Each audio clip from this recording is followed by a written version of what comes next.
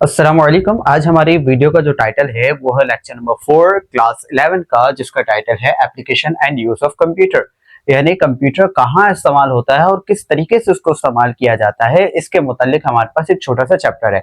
आपको पता है कि हमारे पास ये जो अभी ओल्डर वर्जन है क्लास 11 का, इसमें कोई बहुत खासा अच्छा कंटेंट नहीं, लेकिन कुछ चैप्टर्स में बहुत ज्यादा डेप्थ मौजूद है।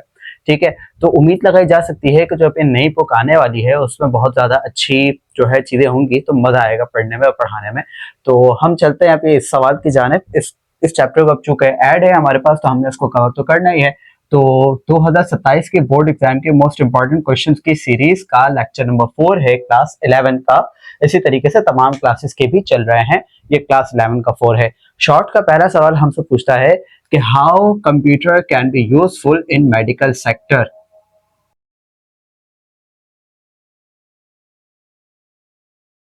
मीनिंग के सवाल ये है कि मेडिकल सेक्टर के अंदर कंप्यूटर को कैसे यूज किया जाता है या क्या क्या कंप्यूटर से उससे करवाया जा सकता है काम।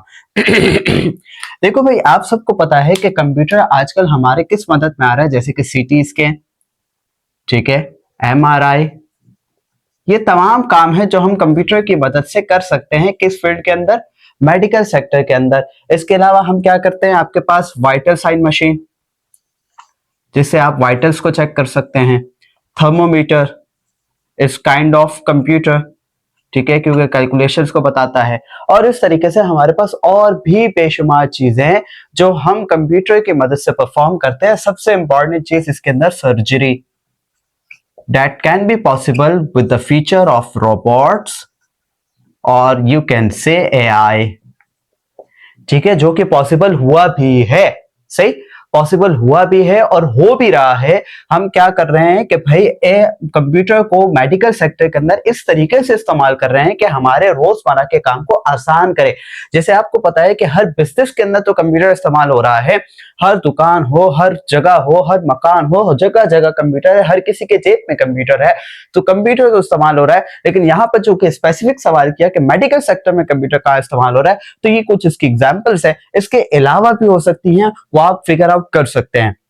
बहरहाल ये सवाल हमारे पास 2022 में आ चुका है, ठीक है, 2022 में ये क्वेश्चन हमारे पास आ चुका है। लेकिन बहरहाल मोस्ट प्रोबेबली चांसेस हैं, लेकिन अगर बुक चेंज हो जाती है तो फिर हम उसके अकॉर्डिंग चीजों को देखेंगे। इसके बाद हमसे क्वेश्चन नंबर 2 में पूछता है, क्वेश्चन नंबर 2 शॉर्ट का हमसे पूछ रहा है क्या, तो what is AI and virtual reality. Virtual reality क्या होता है, ठीक है, जिसको हम शॉर्ट में वीआर के नाम से जानते हैं। वर्चुअल रियलिटी पहले ये देख लेते हैं, फिर एआई देख लेते हैं इसके एग्जांपल्स के साथ। वर्चुअल रियलिटी का मतलब क्या है? वर्चुअल का मतलब फेक और रियलिटी का मतलब हकीकत, यानी कि वर्ल्ड। ऐसी फेक वर्ल्ड, फानी दुनिया, या ऐसे जिसका वजूद नहीं है, जिसको हम बनाना चाहते हैं या हमने तसव्वुर कर लिया है रियल वर्ल्ड के जैसे सिमुलेट हुआ हुआ डेटा, उसको हम कहते हैं वर्चुअल रियलिटी। क्या कहा जाता है? Virtual reality. हमेशा आप ना किसी भी डेफिनेशन को वर्ड से याद करने की कोशिश करें। जब वर्ड से याद करेंगे ना, तो आपको डेफिनेशन ऑटोमेटिकली जहन में फीड हो जाएगी, ऑटोमेटिकली जहन में बैठ जाएगी, आसान लगने लगेगी। ठीक है, तो वर्ड से जब आप याद करेंगे ना, फेक वर्ल्ड यानी फानी दुनिया, ऐसी दुनिया जो जिसका वजूद नहीं है लेकिन जिसको हम बनाना चाहते हैं। जैसे कि अब वी आर सेट होता है, ठीक है, वी आर सेट जैसे ही आप आंखों के पास लगाते हैं तो आपको क्या होता है कि आप किसी दूसरी दुनिया में चले जाते हैं। अब दूसरी दुनिया में जाते कैसे हैं? वो जाते हैं आप 3D की मदद से, and D stands for here dimension. इसकी जो होती है ना 3 डायमेंशनल, इसकी कहते हैं कि एक्सिस होती हैं। जैसे एक होता है एक्स एक्सिस, दूसरा होता है वाई एक्सिस, तीसरा होता है जेड एक्सिस। यकीनन यकीनन आपने ये जेड एक्सिस पढ़ा होगा कि जेड एक्सिस क्या होता है। वर्चुअल रियलिटी के अंदर जेड एक्सिस क्या होता है कि ऑब्जेक्ट कितना फार है या कितना नियर है या कितना बैकवर्ड है, ठीक है, ये है जेड एक्सिस। और एक्स एक्सिस तो कितना इस तरफ है, कितना इस तरफ है, वाई एक्सिस कितना टॉप है, कितना बॉटम है, ठीक है। तो ये तीनों एक्सिस, इसी वजह से इसको 3 डायमेंशंस कहते हैं कि 3 डायमेंशंस पर चलने वाली वो दुनिया जो फानी है या जो फेक है, उसको हम कहते हैं वर्चुअल रियलिटी। जिसकी एग्जांपल है हमारे पास हेडसेट। और उस हेडसेट से यानी वीआर हेडसेट से हम करते क्या हैं, हम गेम्स को वीडियो गेम्स को विजुअलाइज कर सकते हैं।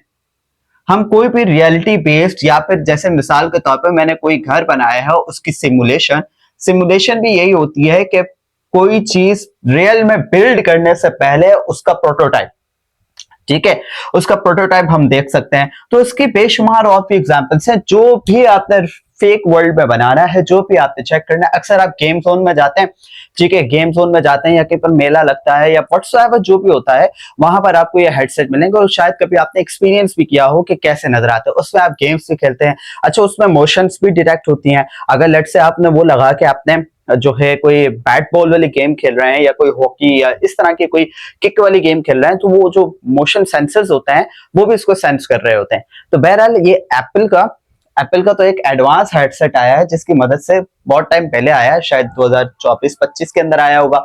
वो हेडसेट क्या करता था कि उस हेडसेट से आपको कंप्यूटर आपकी हर जगह मौजूद होता था। ऐसा हेडसेट था जो, बल्कि था नहीं है, जो कि क्या करता है कि हमारे पास चारों तरफ हमें ये कैपेबल बना देता है कि हम कंप्यूटर बना लें उसको।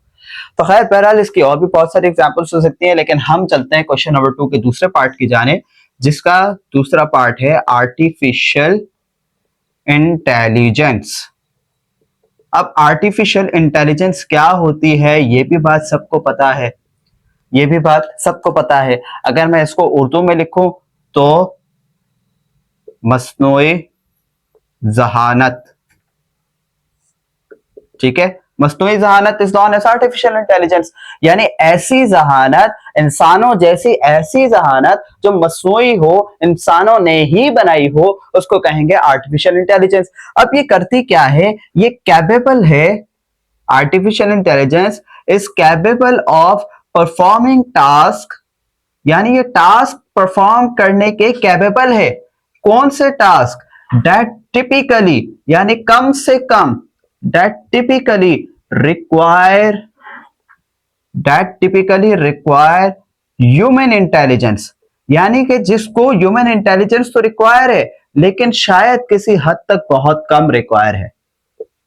ठीक है, क्या बात लिखी मैंने, एआई ऐसी चीज है जो किसी टास्क को परफॉर्म करने के लिए कैपेबल है, काबिल है, लेकिन उसको कम से कम रिक्वायर है, क्या चीज रिक्वायर है, ह्यूमन इंटेलिजेंस। क्यों, क्योंकि वो खुद सोच सकता है, वो खुद थिंक कर सकता है, वो खुद डेवलप कर सकता है। अब इसके अंदर दो टाइप्स आती हैं हमारे पास, एक आती है जनरेटिव एआई, ठीक है, जिसका मतलब है कुछ जनरेट करना, एक आती है एजेंटिक एआई, जिसका मतलब है कि ऑटोनोमसली हमारे डिसीजंस को खुद टैकल करना, ऑटोनोमसली यानी बिना हमारी मौजूदगी के हमारे डिसीजंस को टैकल करना, या हमारी कम से कम इंटरफेरेंस के होते हुए हमारी जो है डिसीजंस को ऑटोमेट कर देना, हमारे काम को ऑटोमेट कर देना, is known as agentic AI. ये तो इसकी हो गया ना कि कौन कौन सी एआई के टाइप्स हैं। अब जो एआई की ब्रांचेस है ना, या यूं कहें कि एआई जिसकी ब्रांच है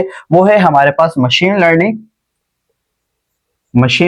एंड डीप लर्निंग, एआई की ब्रांचेस, ठीक है, machine learning and deep learning, जिसकी मदद से हम एआई को इस काबिल बनाते हैं। अच्छा, एआई ट्रेन किस पे होता है, एआई ट्रेन होता है डेटा के ऊपर, एआई ट्रेन होता है डेटा के ऊपर। अब डेटा आपको पता है या डेटा नहीं भी पता, तो डेटा मैं बता देता हूं, data is the raw facts and figures, raw facts and figures, यानी ऐसी चीज जो बिखरी हुई है लेकिन शायद हकीकत से करीब है, सही है, उसको कहते हैं डेटा। अब डेटा को जब हम सिमुलेट कर देते हैं, यानी डेटा को जब हम सही बना देते हैं, तो वो हमारे पास इंफॉर्मेशन बन जाती है, और इंफॉर्मेशन से वो जो है फिर हमारे पास नॉलेज से विजडम में कन्वर्ट हो जाती है, पूरा एक पैराडाइम बनता है। तो बहरहाल मैं बात कर रहा था कि ऐसी चीज जो इस काबिल है कि वो ह्यूमन इंटेलिजेंस जैसा काम कर सके बिना किसी ह्यूमन इंटेलिजेंस के या किसी हद तक ह्यूमन इंटेलिजेंस के, इज नॉन एज मस्नूई जहानत, आर्टिफिशियल इंटेलिजेंस, जिसकी दो टाइप्स हमने देखनी, जनरेटिव एआई जो video, audio, graphics, drawing etcetera generate कर सकती है, और जो ऑटोनोमसली आपके डिसीजंस को ओवरटेक कर सकती है with human, minimum human interaction, ठीक है। तो ये था हमारे पास क्वेश्चन नंबर 2 शॉर्ट का। अब हम चलते हैं अपने अगले सवाल की जानिब, और मैं देख पा रहा हूँ लैपटॉप के ऊपर कि अब हमारे पास लॉन्ग क्वेश्चन शुरू हो रहा है, क्योंकि छोटा सा चैप्टर है, इसमें बहुत ज्यादा चीजें हैं नहीं, तो हम डायरेक्टली लॉन्ग को चलते हैं, लेकिन इसको इरेज करने के बाद, और आपको इनके स्क्रीनशॉट्स के तौर पर आंसर्स नजर आ रहे होंगे, तो आप वहां से कॉपी पेस्ट कर सकते हैं। जी तो भैया हम हाजिर हो चुके हैं एक छोटे से वक्फे के बाद, तो शुरू करते हैं अपने जहां से हमने छोड़ा था। हमारे पास था लॉन्ग का क्वेश्चन नंबर 1, लॉन्ग का क्वेश्चन नंबर 1, जिसमें हमसे क्या पूछता है, सवाल पूछता है कि identify 4 ways in which computer usage may be negative effect on people. ठीक है, क्या नेगेटिव इफेक्ट ऑन पीपल किसकी वजह से? कंप्यूटर की वजह से। यही हमसे उसने पूछा है, आइडेंटिफाई करो कि 4 रीजंस क्या हो सकते हैं, 4 waves, identify 4 ways in which computer system usage may have negative effect on people. ठीक है, हमें ये चीजें आइडेंटिफाई करनी है। तो मैंने क्वेश्चन को बड़ा शॉर्ट में लिखा है, क्योंकि ये आपको स्क्रीनशॉट पर नजर आ रहा होगा, आप पास इसको कॉपी पेस्ट कर सकते हैं, क्योंकि हमें थोड़ा लिमिटेड रखते हुए ज्यादा चीजें एक्सप्लेन करनी होती है। तो बहरहाल ये इससे यहाँ पर जो बात कही ना, क्या कोई मशीन किसी इंसान पर बुरा असर डाल सकती है? तो बिल्कुल डाल सकती है, अगर आप उसका यूसेज ज्यादा करेंगे। आपके हाथों में मशीन है इस वक्त, ठीक है, आपके हाथों में एक पोर्टेबल डिवाइस है। अब पोर्टेबल डिवाइस को आप इस वक्त लेक्चर के लिए यूज कर रहे हैं, that will be good enough. लेकिन अगर आप इसको यूज करते हैं रील्स स्क्रॉलिंग, डूम स्क्रॉलिंग के लिए, तो दैट विल बी क्या हो जाएगा, आपको मतलब टाइम का वेस्टेज हो जाएगा। बिल्कुल यूं समझो कि आपका डोपामिन तो रिलीज होगा, लेकिन आप बिल्कुल सुस्त क्या करोगे भाई ऐसे काम का जिसका कोई फायदा ही नहीं है। तो अब हम देखने जा रहे हैं कि कंप्यूटर के क्या नुकसान हो सकते हैं, कि भाई पीपल के ऊपर किस वजह से कंप्यूटर उनके लिए नुकसानदेह हो सकता है। जैसे सबसे पहला नुकसान अगर हम उसको डिस्कस करें, वो नुकसान हो सकता है कि थेफ्ट ऑफ अनएम्प्लॉयमेंट, यानी कि लोगों को ये डर है कि कहीं हम जॉबलेस ना हो जाए, हमारी नौकरी ना खत्म हो जाए। तो मुझे ये बात बताएं कि जब हमारे पास किसी भी काम को आसान करने के लिए कोई मशीन आती है, तो वो मशीन काम को आसान करती है, ना कि जॉब की एम्प्लॉयमेंट। इसने क्या किया, इसकी वजह से लोगों ने सोचने लगे कि भाई अब हमारा तो हो गया सत्यानाश। जैसे कैलकुलेटर आया, कैलकुलेटर अब देखो हर जगह जगह पड़ा हुआ है, ठीक है, जगह जगह पड़ा हुआ है, जगह जगह इस्तेमाल होता है। कैलकुलेटर से लोग अपने काम को आसान करते हैं। पहले क्या करते, लोग लिखते कि यार 6 में 7 जमा करो तो कितना होगा, इसके आगे इतने जीरो लगा दो तो कितना बनेगा, फला फला फला, इस तरीके से कैलकुलेशंस हो रही थी। जबकि कैलकुलेटर ने क्या किया कि इन कैलकुलेशंस के आपके मिनटों में करना शुरू कर दिया, बल्कि सेकंड्स में करना शुरू कर दिया। तो क्या होता है कि जब भी कोई मशीन आती है, जब भी कोई काम को आसान करने वाली डिवाइस आती है, वो आपकी जॉब को रिप्लेस नहीं करती है, आपके काम करने के तरीके को बदल देती है, आपके काम करने की सलाहियत को ऊपर ले जाती है, और आपको सेल्फ इंप्रूव बनाती है। ठीक है, तो आपने घबराना नहीं है किसी भी चीज से, सिर्फ काम पर फोकस करना है। तो हमारे पास है थेफ्ट ऑफ अनएम्प्लॉयमेंट। क्या ये चीज हमारे पास बड़ी थी? बिल्कुल लोगों में हुई थी कि भाई कंप्यूटर आ गया, एआई आ गई, बाकी चीजें आ गई, हमें क्या होगा, हमारा तो नुकसान होगा, अब क्या करेगा कालिया। लेकिन क्या पता था कि भाई ये हमारे काम को आसान बनाएगी। तो इस चीजों से डरने की जरूरत नहीं होती है। हाँ, थोड़ा बहुत शक रहता है, लेकिन अपने आप को सेल्फ अपग्रेड रखना पड़ता है। बहरहाल इसके साथ साथ, अच्छा इसमें अगर मैं कुछ लिखने के लिए एतबार से कहूँ, तो हमारे पास जैसे ऑटोमेशन हो गई काम की, ठीक है, हमारे पास काम की आसानी हो गई, जैसे कि काम को आसान हो सके, टाइम सेविंग हो गई, हमारे पास टाइम को सेव होने लग गया इस कंप्यूटर की वजह से। ठीक है, और इस तरीके से हमारे पास और भी चीजें हो सकती है जो कंप्यूटर ने टेक ओवर कर ली, लेकिन हमें भी उसको समझने समझाने की जरूरत पड़ती है। ठीक है, बहरहाल इसके बाद हम चलते हैं अपने दूसरे पॉइंट की जानिब। दूसरा पॉइंट है हमारे पास कि questionable data processing. Questionable data processing ये क्या होती है, आपको नाम से समझ आ रहा होगा।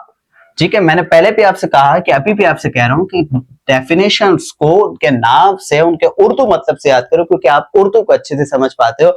अगर अंग्रेजी को समझते हैं तो उसको वही कर लो, मसला थोड़ी है।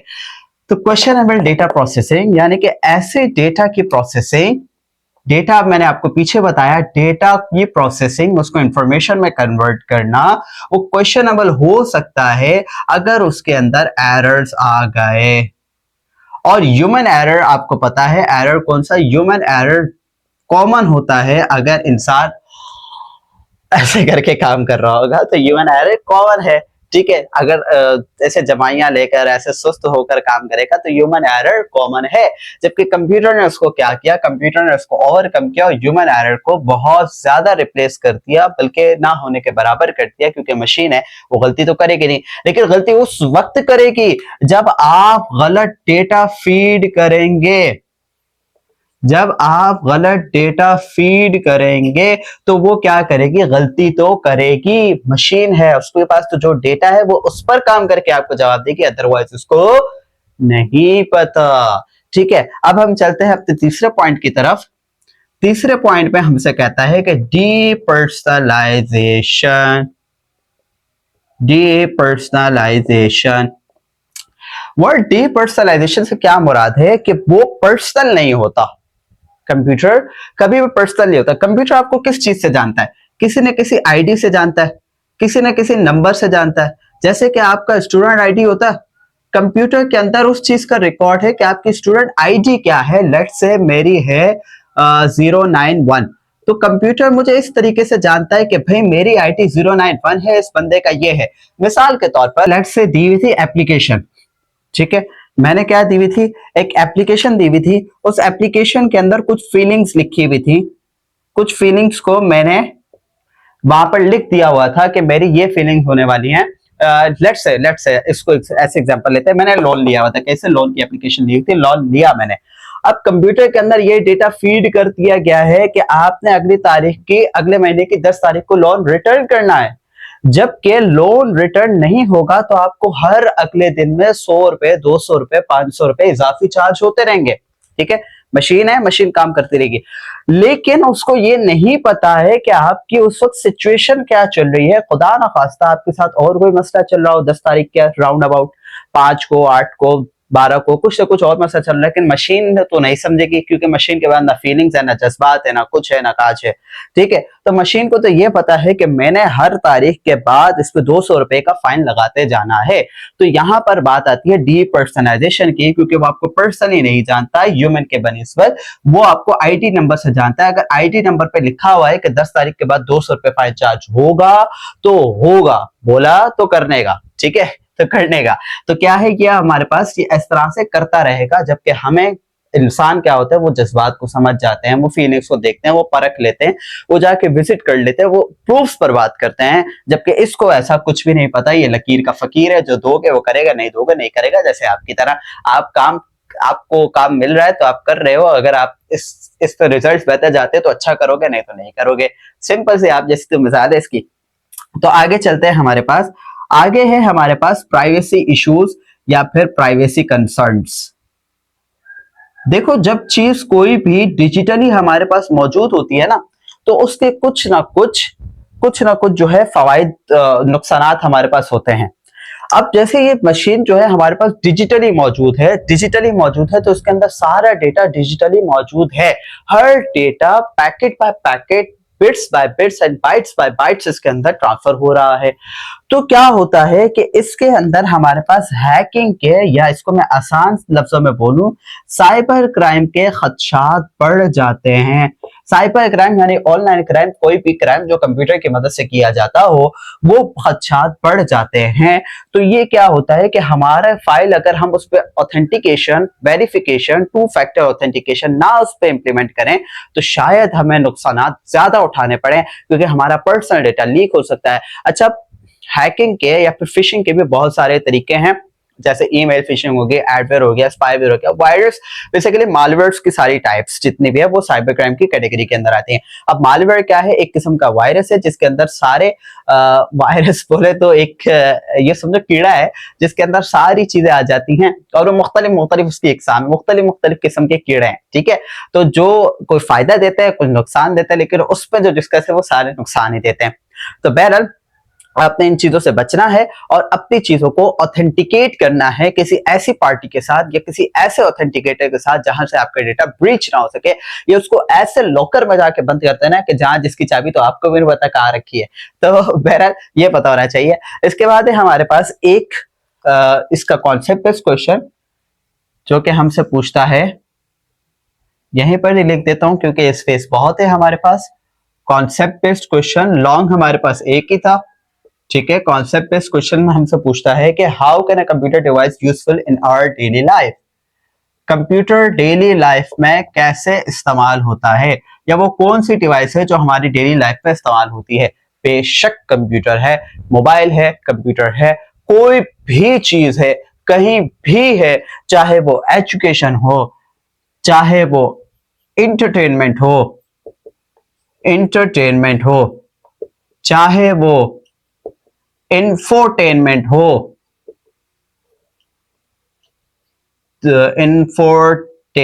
हो, चाहे वो क्रिएटिविटी हो,